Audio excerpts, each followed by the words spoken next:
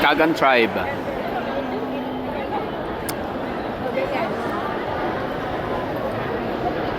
Pang-anim. Tama, pang-anim.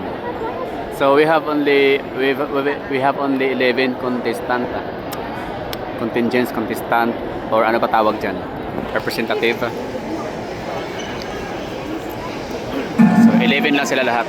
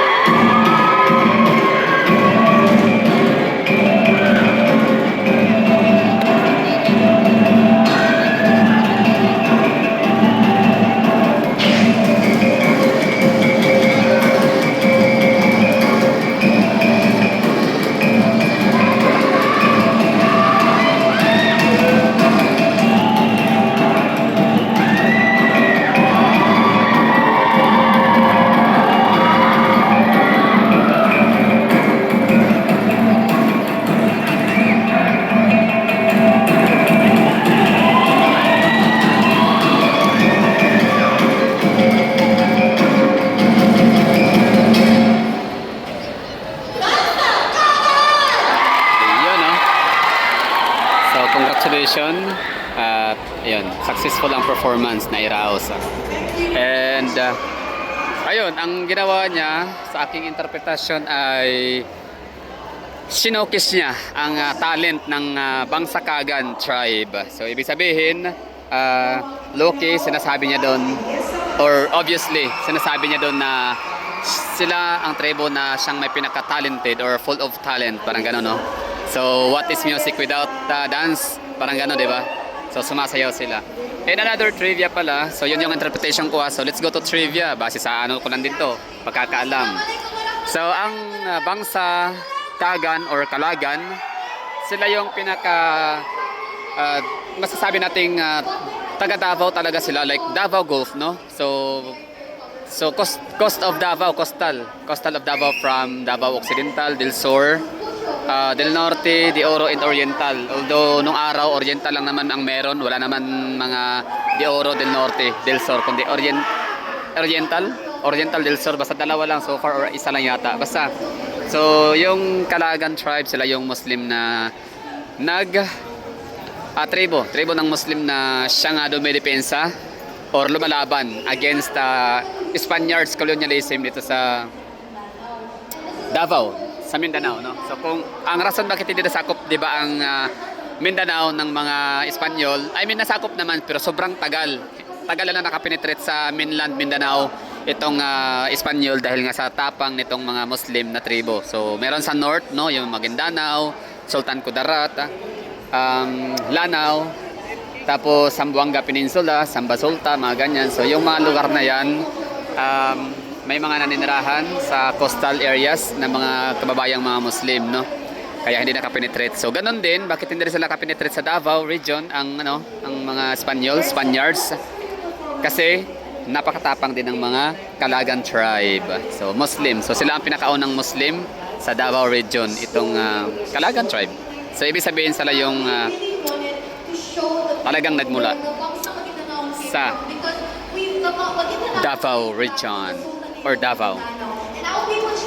So ano sa tingin nyo? No? So kung meron kayong may idagdag dyan na mga trivia or knowledge or description about Kalagan tribe, so pwede nyo idagdag sa comment section, and I stand corrected din po kung meron akong mga pagkakamali dyan. So let me know in the comment box.